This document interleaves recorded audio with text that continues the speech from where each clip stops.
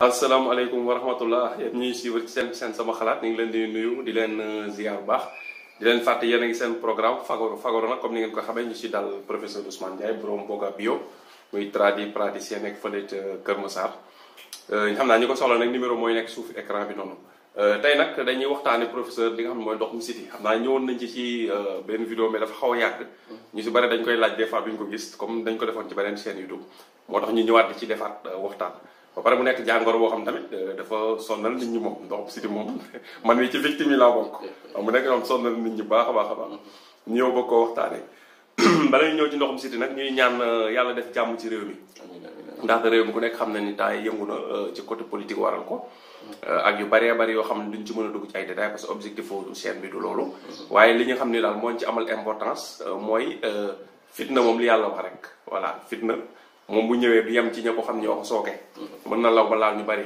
te tam fitna dafay nelaw kenn waru koo yee waaw loolu mooy li nga xam ne moo ci am ñuy ñaan yàlla def ci jàmm ci réew mi ñi nga xamante ni ñooy yee fitna yàlla def jàmm ci seen biir xol ak seen biir xel yi ba ñuy wax jàmm di ko xalaat waaw képp koo xam tam nar nga yee fitna ci réew moo xam dina teree nit ñi ñu nelaw ñi ngi ñaan yàlla boo ko tal wala ku ko yee koo tal ba yee ko yàlla na këpp sa kaw loolu la ñuy ñaan ñun ci barke yonent bi parce que réew mi réew la boo xam ni topp ko bañ koo topp mais ñëpp am na fu ñu bokkee kon bu ñu lorante suñu biir la ñu lorante waaw te ñun ñëpp ñoo am intérêt ci réew bi am jàmm waaw kon daal ñi ngi ñaan yal nañu yàlla musal ci fitna képp koo xamante ni fitna moo la yitteel yal nañu yàlla musal ci yow professeur kon tey nag dañ ñëw ci li nga xam ne mooy ndoxum siti nga leeral ñu mooy lan nan lay feeñe ci doomu aadama nan la nit ki di mën a xamee ndax am na ko ba nga xam ne leer na suñu bopp ñu ko am dinañu mën a defal seen diagnostic après nag ci partie bu mujj bi deuxième vidéo bi dinañ ñëw nag ci solution yi comme ni ñu koy defee toujours kon professeur ñu ngi lay nuyu di la ziar. salaamaaleykum wa rahmatullah Serigne Pape ñu ngi lay nuyu di la ziar di nuyu mbokk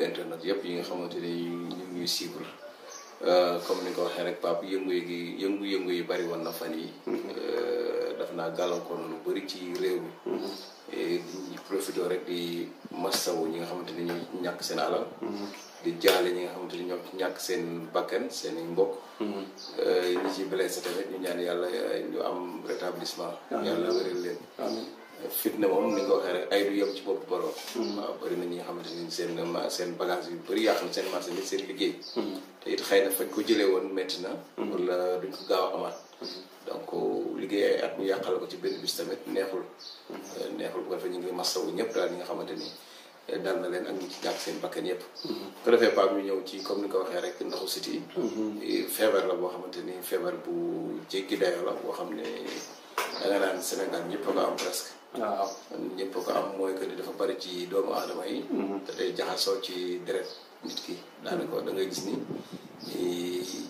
Sénégal bi ñëpp a ko am daal boo seetloo sax daan nañu wax ni mag ñi dañ naan wax ni toppum sët yi ndoxu siti dañ naan toppum sët yi waaw ñu toppum siti daal mais dañoo yàq baat bi mais toppum sët yi lañ daan wax ñu daan topp sët yi nag maanaam boo ko amee day def sët waaw daan day topp sët yi daal daan toppum siti man noonu foofu la baat bi jógee bu ko defee nag kon gis nga ni bu en général ko kenn amee rek da ngay gis ni da koy doon ci ay parents bi ci bëri dem na ba Sénégal moom ñëpp xam nañ ni koo gis mun na am naa ndoxu siti te li mu war a waral dafa bari donc bu ko defee nag dañuy ñëw ci nan lay manifesté woo donc li ci manifesté woo daal baax bokk na ci comme ni ñu ko mën a waxee rek nit ki bu gisee surtout buñ commencé ci kaw di wàcc ci suuf dañ gis am ñoo xam ne seen karaw gi day ruus karaw di dàgg surtout jigéen ñi am na karaw boo xamante ni day dàgg fu mu toll di ruus wala yu demee noonu wala bopp bi di karaas bu bëri yooyu signe la ci ndoxu siti am na ci ñoo xamante ni seen bët yi day jàpp bët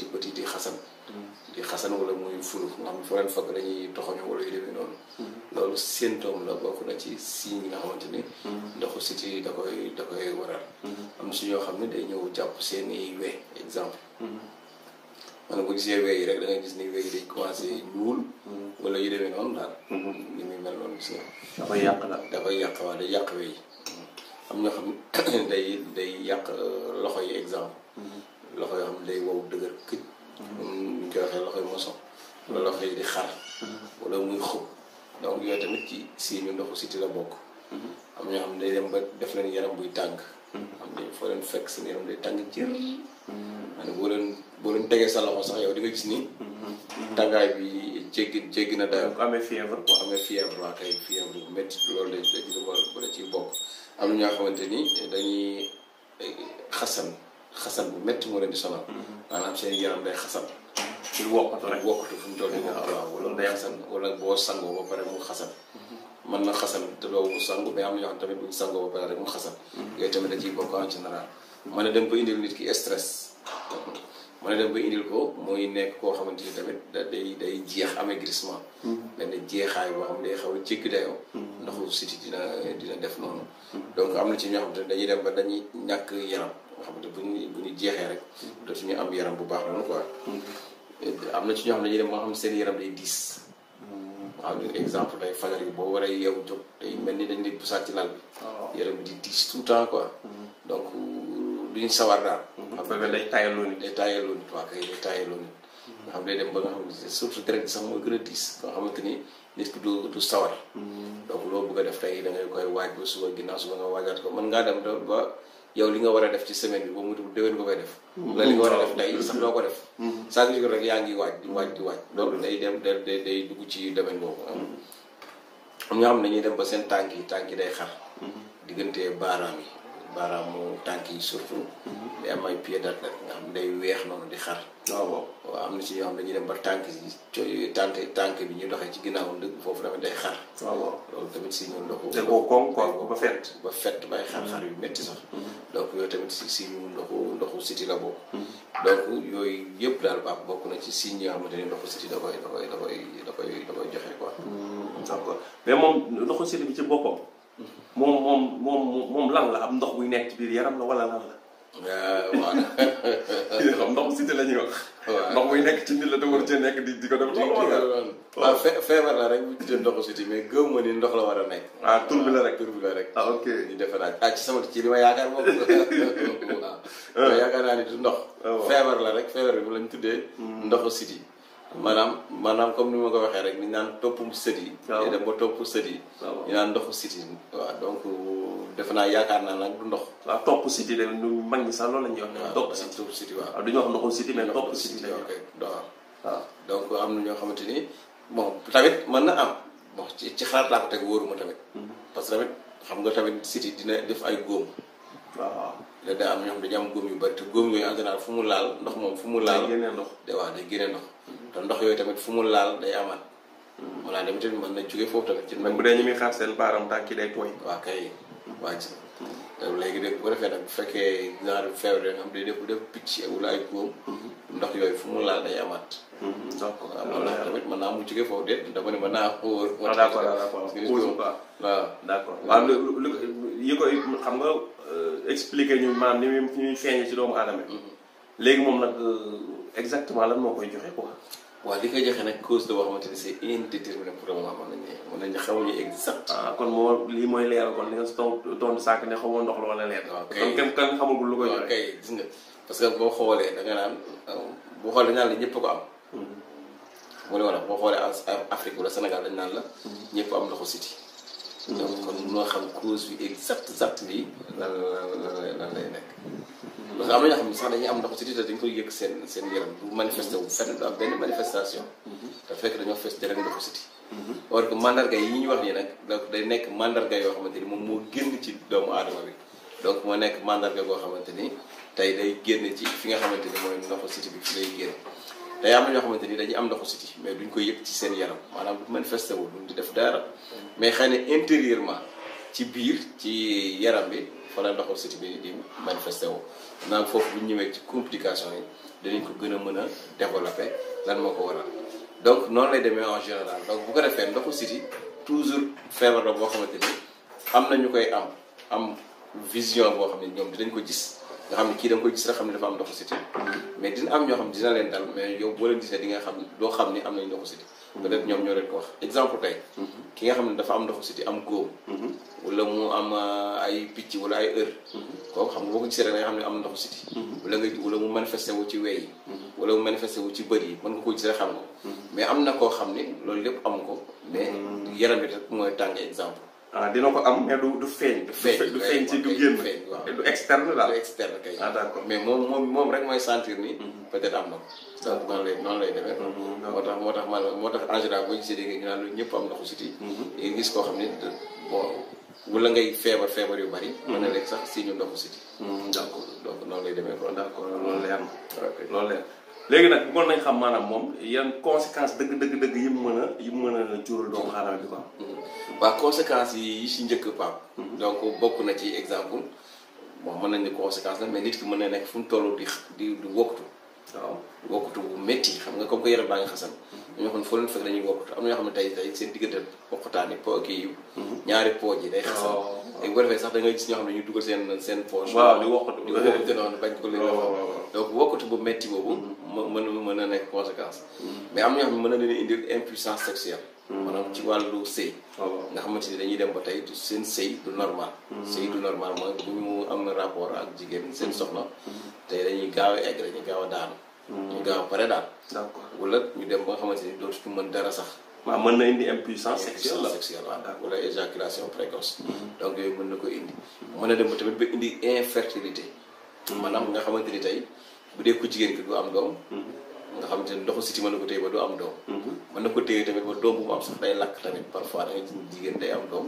day si doom bi lakk quoi ñuul quoi maanaam. wala mu indaale yenn góob yëg yu demee noonu. donc mën na ay malformation waaw donc bu dee ci góor gi tamit mën na ko téye ba mën na am soxna. am érection bu baax maanaam di jógal ak yëpp mais du mën a am doom.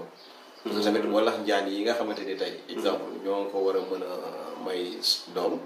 te walax njaan yooyu tey bu fekkee yaram dafa tàng yenn tàng yi. mën nañuy rey walax njaan yooyu te du egsi. wala am fécondation. nga xam ne du génne ni moo rek génne ndax tàngaayu yaram boobu. moo koy rey exemple. donc noonu la donc parce que loolu sew la rek de. waaw kay waaw loolu ak impuissance sexuelle. ak infertilité. dañoo xaw a lëkkaloo mais bokkuñu de. bokkul. waaw infertilité matière boppam la. waaw di nga gis koo xamante ni tey Pape góor dëkk lay nekk. te du mën a am doom. waaw. dara manqué bu te du mën a am. c'est-à-dire boo gisee da koy jaaxal sax da koy jaaxal waaw. c'est que nag ñun Sénégal moo tax 90% yi benn couple bu amul doom rek ñu teg ko ku jigéen gi. te yi ñëpp góor ñi lay nekk. te lu ci ëpp nag. ci góor ñi la. infertilité lay nekk waaw ñoom ñu jaxase infertilité ak impuissance waaw kay parce que nit ki mën na am puissance ñu baal ma ci kàddu gi muy jógal ak lépp di sëy normal te du mën a am doom te ndox ma qualité ndox ma waaw qualité ndox moo baaxul wala moo doyul parce que am na ndoxum siti bi di rey ferñeent yi ca nekk wala ndox moom loolu la ñuy wax azoospermie ak oligospermie exemple yooyu yëpp boo ci am rek spermatozoïde du doy wala bu doyee tamit du kii du far na mu war a faree ndox bi quoi.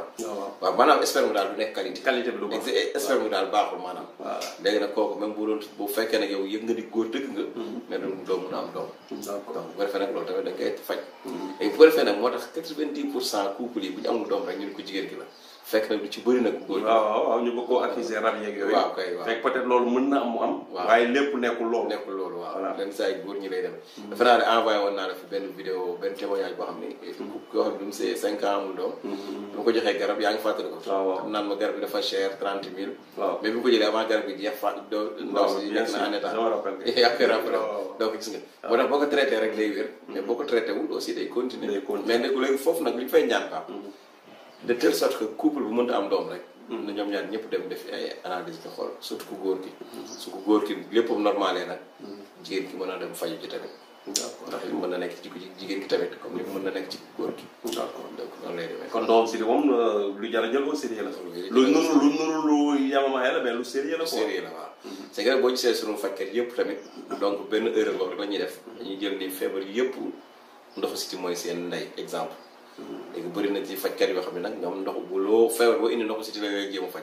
waaw loolu tamit erreur la. waaw c'est vrai. waaw loolu tamit erreur lépp du ndoxum siti. waaw kay lépp du ndoxum siti waaw c'est-à-dire boo gisee tradipraticien ñu bëri di échec ci wàllu faj. rek loolu lay demee en général. yow ku ñëw feebar bu la wax ne nga bëgg ko faj ndoxu siti mën ta nekk.